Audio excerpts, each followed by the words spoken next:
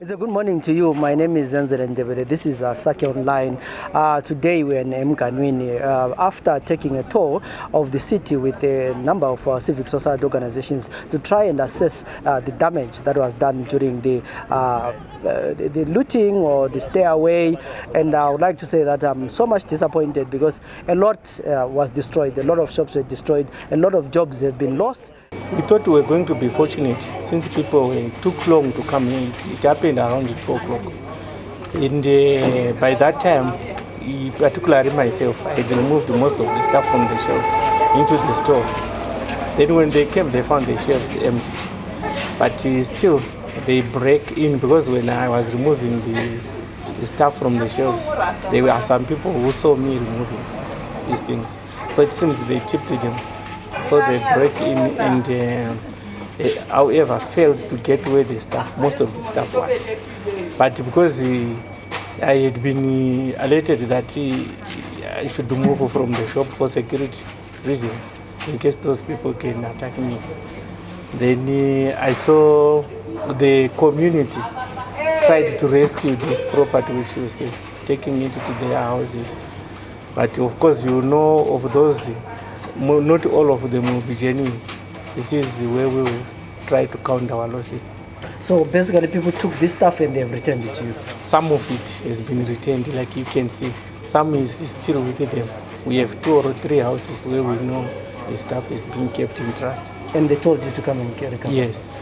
But it's obvious. I doubt if we will be able to get all of it because as they were trying to rescue the stuff, some were taking it away.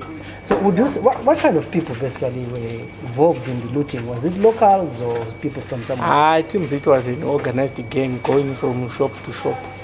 Especially when it comes to ours, I observed that there was one guy who was wearing a mask, like when he would come and trigger the vandalisms, then people who came in. Of course, there were some who were just following opportunists. But once the shop is open, they also push in. But there were some who were sort of specialized in vandalizing the shop, then the majority came in. So what kind of things were stolen now? Groceries, but as it develops to the time when we were attacked, they could take anything: groceries, computers, point of sales, some gadgets which we use in trade. Also taken. What would be your estimating value of the property lost here?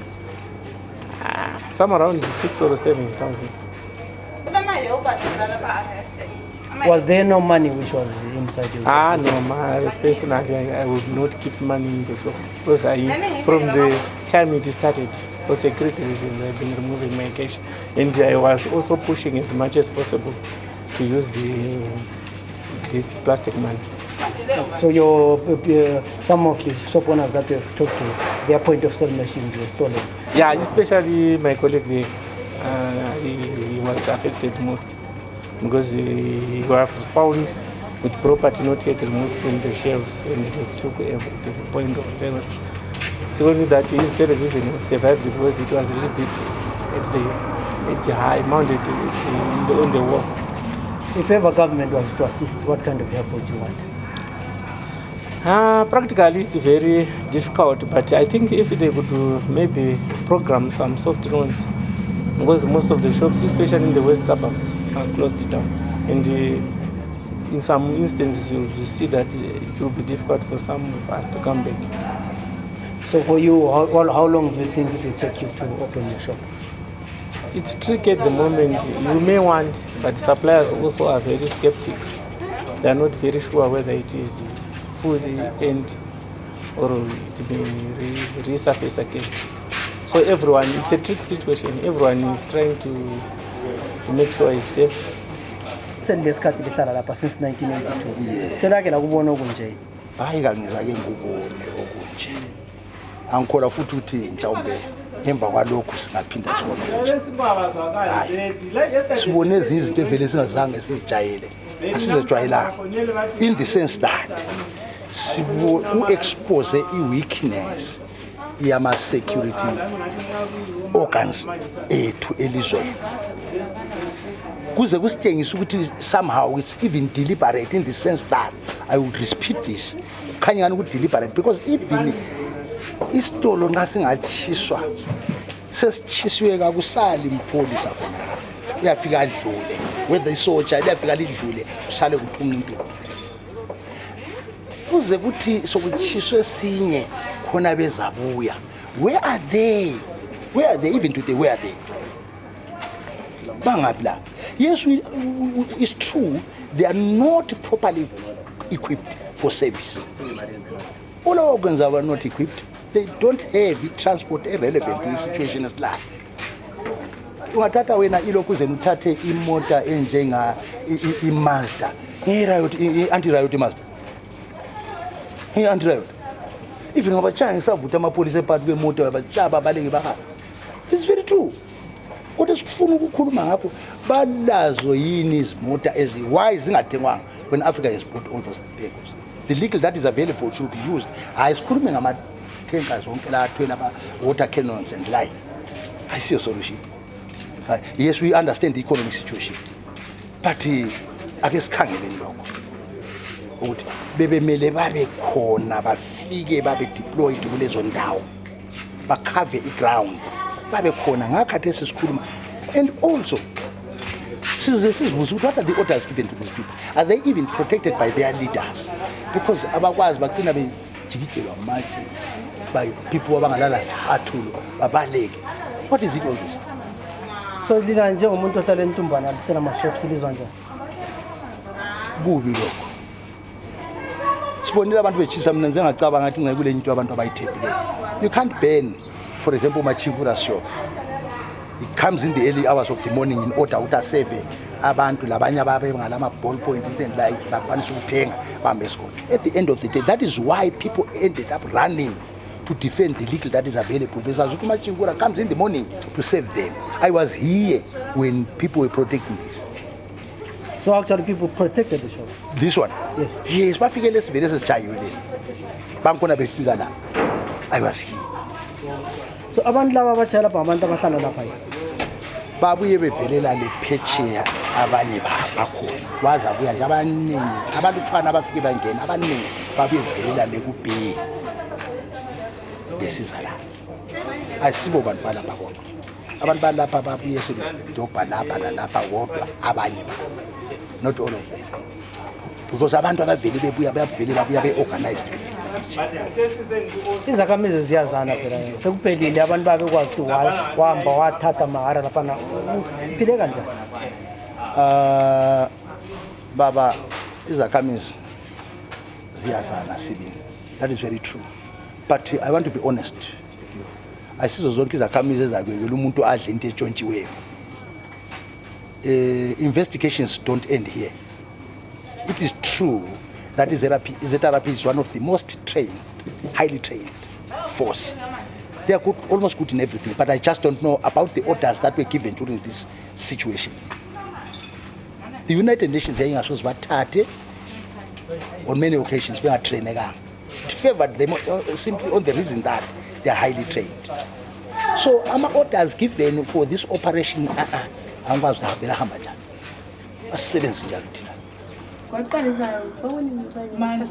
Mandi ekuseni siloke sathengisa kungaqedakala ukuthi kuzaba ne-problem kuzaba savala.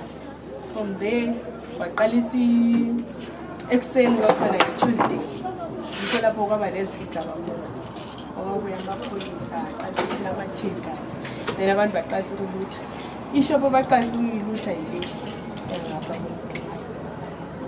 landela wonke akomlungu sitafuna ukukhawulisa from there babuya kwe-airport bathola yethu.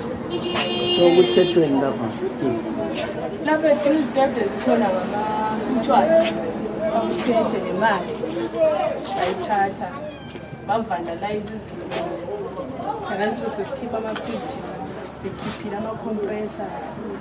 So imali yathathwa lapha ngabe imali? It was nearly $1,000. So right that's beer, that's what I know of here.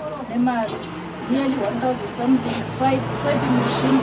But I pass like on my phone. merchant. So phone yacho anga ine mari ikokesh. Anga ine nearly 500 something. Ikokesh. Yeah. So stock yenyu mungazi ukuthi anga ine value mari no stock ngayiri kubona. Stock ithathe 15 pots today. 5 pills na 5 e. My cases. Crates. Okay. So how do you think you're going to recover from this? Thina sesibhek to square one because alezo kumele sithenga ama-empty, sithenga ama-lose damage. Njengoba uyabona lapha iwindi lifile. Kumele konke khona kuqale kulungiswe. As far as I'm concerned, le msebenzi yethu iku-age. Yabo. Because ikhiwa lethu nxa lingavuka lezidala likwanisa ukuthi lathi sesiphathe abantwana laba abajobless. So into lezivezile insurance. Lapho ishopha so umuntu kumele azibone because ngakho insurance. So licabanga uhulumende anganceda njani? Lapho phela thina njengoba sesijobless kumele ezame ukuthi Izinto lezi. because ngathi nokuthi ubhose yathile ukuthi yenza izinto lezi right. La sizabe sihleze nje saba uma ihlalele. Focus to akune malini ma. Vele ikheshi yamaphepha yayifika 800 amacoin ayigcwele ibox ibe. So then wathatha ama swipe machine. Amaswipe bashada amafone ecocash. Kusela bathathe yiwa. Amafone awo ecocash. Amafone ecocash ayi2. Ngingabe likwazi amafone ecocash ale malini. Yami ayile 800. Vela nje supermarket ekhopi ifoto sayo. So okay. Hayi supermarket vele yonke into ayiphatha uthi ayigrocery waphatha wahamba ku. Akusela business totally. Wathi nesipese ngochophe sinalo. Nje customer amaningi kade sathengisela ebe uzothenga ngochophe. Kade sivela akusela business totally. Ibusiness selifit. Ngingalithini baba ngokwenzakelela lapha. Yami ngizukuhlungu kakhulu ngoba vele thina besiphila khona abasithembene uChoppies ukuthi nguye umuntu kade esincede ukuthi la customer aka Choppies bebesiya lawa ama-change khona abama bethenga lawo besithola ama-change zokuthi kade sekwazi uzaqonda ngabo abantwana zabanikani asakwazi ukuthi siqonde ngayo. So mbona lapha ku-empty flea market icabanga ukuthi lizavula nini? Khona apha nami yazi ukuthi into yanxembe ngawombe la ukhulumeni yazi izwela sithi ama-flea market ukuthi ngathi besidinge izindle ukuthi singayenza njani ukuthi lathi siphile sigcina abantwana. So balithathela yini lani flea market lapha? Thina basibuya la flea market basithathela vele sesibokuwa nje abantu nje ukuthi vele asisakwazi ukuthi siqonde siyenga. Esingakhuluma thina ukuthi by Monday ekuseni lapha sabuya sizo assess situation anti kwakuthiwa i-stairway. Sabuya lapha sakhangela i-situation within open e-shop le. Then sasuka sahamba endlini mina I was the one owela amakhisi. Ngihamba ngayidlini. Njenze endlini khona ngale sasuka saya ngale sabona kwasenzakala ko food for less. Then ngabo 7 I think 7 yeah around 7 o'clock khona lapha ike ngafona ngomunye umuntu wathi eshop lapha sekudilisi ngokwazini. Then ngabuya ngafika ngama somewhere area that's about 200 meters we went to check. I was afraid ukuthi ngifike because the way kwakusenzwa ngakhona lapha ababechaya ngakhona wasebenzisa ama tools like amahloka ezisimbi bechaya. Then ngabona ukuthi mina ezimuntu kade saziwa lapho ukuthi uyu manager we shop le abantu they can also attack mina ngayike nje ukufika eduze. Then I called owner sahlangana somewhere intersection lapho. Then we tried to see where sibona sasingenza njani because asifuna imali yayiselenga phakathi eshop lapho. So kwakulomunye umuntu engayimazi sahamba sahlangana le-owner sabuya sasamuthi singene ezindlini laba abanye basidiscover somewhere intersection kama bafuna ukuchaya imoto because badiscover nangu odds. Then bafuna uzama ukuzochaya imoto sabaleka sasangena ezindlini. Seke singene ezindlini lapha nasathuma someone ukuthi abuya senza azozama ukuthi acollect imali yenye ayikhona khona lapha. That's the only thing asakwanisa ukurecover. Ama-products asasibona nje imali akho izinto lezi ama-fridges abachayela phansi sibona sikhatshana. That's the only thing asayenzayo until sabuya tomorrow morning sesifuna uzozama ukuthatha imoto because kwakule truck enye lapha i-Benz i-truck enkulu about 10 ton. Then emuva ngale kwalezi moto yizo sakwanisa ukuthi sizikhiphe sathatha ama-fridges ayefile angikhona ayechayelele phansi lapha sahamba lawo to another branch engane ife ungcono okuthi kuyakwanisa ukuthi kube kulama window lama doors avalekayo than lapha emkanini. So how many branches do you have across Bulawayo? Lapha we have got 4 branches. Kule branches ePhumula, ePhumula North ya destroy layo. Then kule enye eCountry Park we've got enye terminus Ots Express, then ese flyover Ots Express. So there are 4 aloxiwe affiliate, then the other one is MCD gas ale is safe. But all those 4 akula luthola sala. So if you're looking at the value of this shop and many others, how much money did you lose? It's a lot. Approximately, I think Kulmala owner, I was expecting something like 200 something thousand. It's kind of boss. It's stock as la Mayama shops. That's too much. That's too much. Because we're stocking, but konke kuna loko akula even 1 kg asala.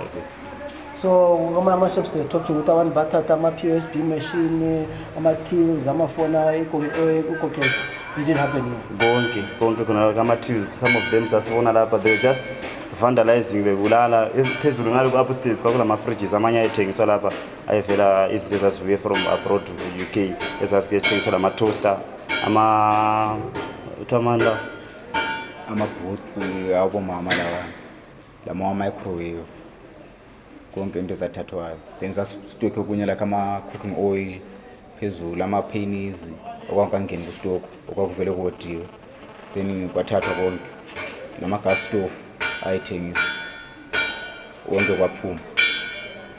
So how much money did you have here? Like now? No, the money icon they will loot. The day kuluto lapha it was something like 5,000, 6,000. But you managed to recover? Yeah, some managed to recover some, but then you are very size with it.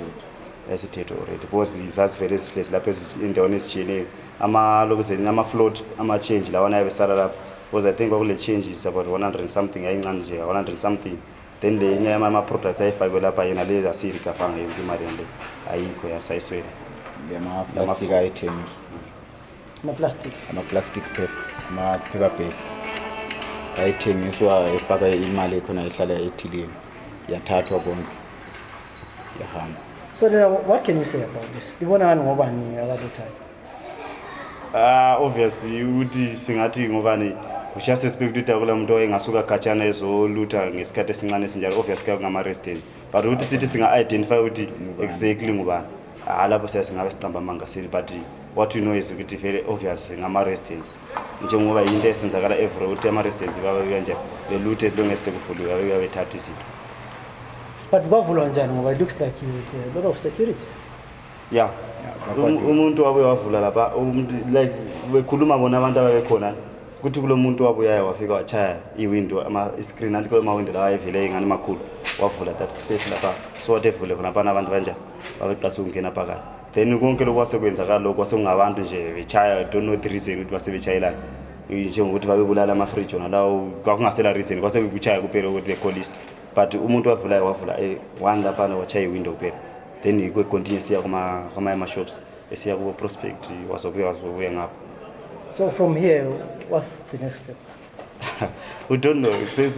Sesikhangele nje just ukuthi maybe ngabe kuyaba le compensation somewhere because ngasikhangela thina according to ukuthi yena owner wankona ngasikhuluma la kakwazi ukuthi kade secazela ngabo wabuya wasese situation was even in a show ukuthi but why abantu bayefika istage ukuthi bebulala ama properties ngabe balutha and bachiya kunjalo at least uyabule ndawo yokuqalisela than ukuthi abantu ba destroy everything bathatha ama computers thatha ama fridges bechayela phansi lokuthi uyacasela ngabo ukuthi kasutha ngidinga imachine zonke zinalezi imali yankona njengoba zingaseke because imali yonke iyafaka kuma products wona lawo yikho kuvela khona imali sebethatha ama products sebebulala sebe destroy property then to be honest akunzima kakhulu vele ukuthi sihlezi nje khona lapha but we don't know ukuthi kafika siyanga. A lot of jobs have been lost, and with me here, DUMISANI NKOMO from Habakkuk Trust. Mr. NKOMO, after going around, what's your comment? It looks like there's been a lot of damage to a lot of business premises. A lot of upcoming businessmen at their premises destroyed. I think we went to Ntumbane and Mkanwini, and the amount of damage is actually quite shocking. I mean, this was supposed to be stairway or whatever it is. I mean, do you think then it is actually given? I mean, was this the outcome of a stairway that you wanted? I think the intention was good. There are genuine issues that are at stake, the fuel hikes and the economic situation. But definitely, in terms of some of the things that we have seen, they do more harm to the community itself than the intended action of a stairway. Some of the places, it looks so professionally done that you start thinking that maybe there was a third force that was actually involved in this. Obviously, in some places, members of the community, out of frustration, were also looting. But in some of the places, there are fingerprints of some sort of third force. Of course, there's no evidence for that. But at the end of it all, what's disappointing is the damage to property. Some of the business people won't recover from it.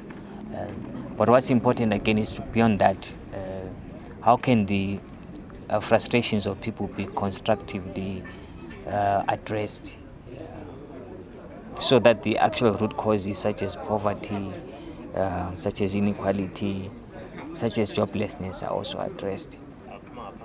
Of course, what is also adding is if we're going to have a culture of looting, which is growing, that is also a worrying trend. We want our demonstrations to be done peacefully. We don't want anybody to be hurt in any demonstration. Demonstrations must be done non-violently. Property must not be destroyed, especially if you look at this, it's property that belongs to the community, to people that live in the community, to business persons, and it's the local people that have been the biggest losers. And right now, people are queuing for food because most of the places where they buy food have been destroyed. After taking a tour of these communities, what's your comment? Yeah, it's very sad to see that citizens had to take matters into their own hands in this way to try and obtain some relief for their starvation, because everything is being heaped on them. The 2% tax heaped on them, the price of fuel rise heaped on them with extra combi costs. And even if you find some of the places we have visited, ordinary women coming and looting exercise books and pens for their kids. It's quite sad. Even the children themselves saying, at least I've got something to go to school. That is a very, very sad development. But the irresponsibility of the political leadership in this country, the loss of life that we have seen, and really I send my condolences to all families who have lost their loved ones. But the president of this country and his presidium and the cabinet must be answerable for the loss of life of Zimbabwe. And I want to see if there is going to be a commission put in place for this. 6 lost their lives in 1st of August. How many have lost their lives? In Bulawayo alone, I know we have numbered over 6. Are we important enough to have a commission? We can tell that a lot has been damaged, and the question that we have is how do business people recover from such a loss, and how do we have a stairway which is supposed to change people's lives ending up affecting the people's lives? Maybe my question to you, Jen, is how do we get business people to support such actions like a stairway next time if it's going to affect them?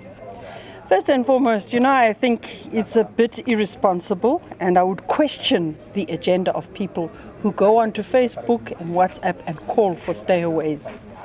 I would want a more community-driven, people-consulted, leadership-consulted process where there's a focused way in which people are going to act collectively as people on very clear issues, so that business people, communities, come together and act together non-violently.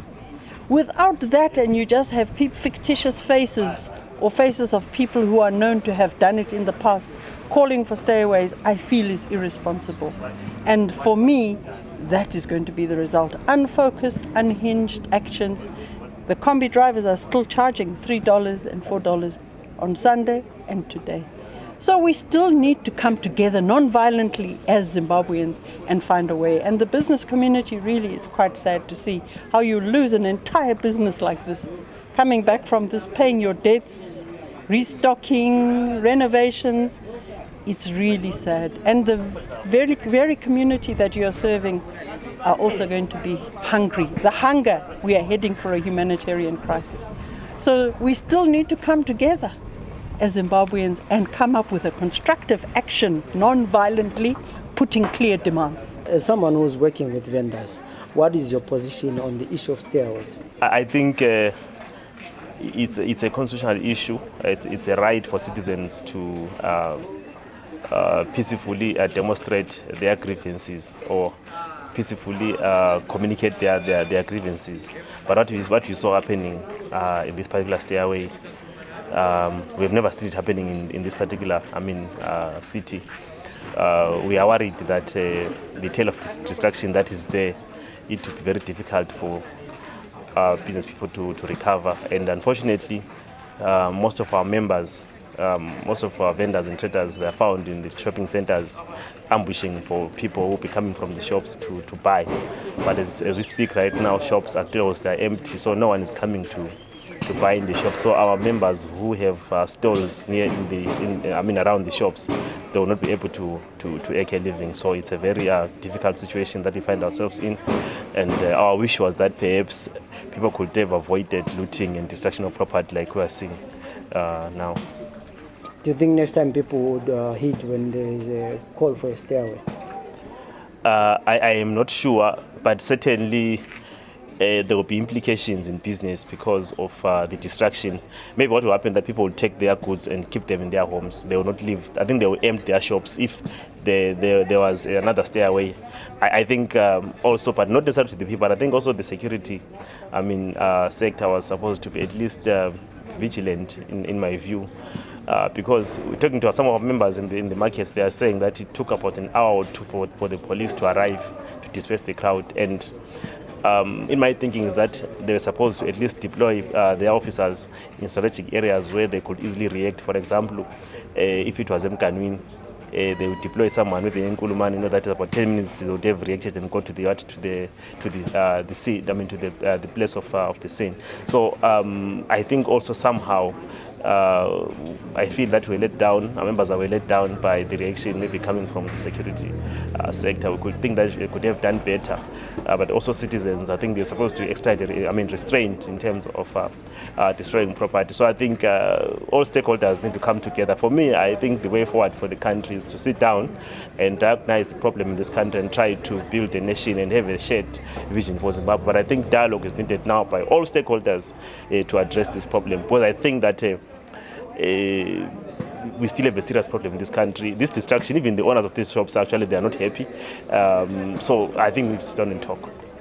Are stairways efficient? Are they the best method to communicate? Because at the end of the day, property has been destroyed, lives have been lost, people have lost their jobs, but the problems that made people to go to the stairway are still there. Fuel has not gone down, transport operators have not reduced their prices. So from here, do we call for another stairway? I think Zimbabweans need to dialogue on methods that they need to communicate their message, because definitely with this kind of looting, no one will support a stairway next time it's being called. My name is ZENZELE NDEBELE. Till we meet again tomorrow, have a good day.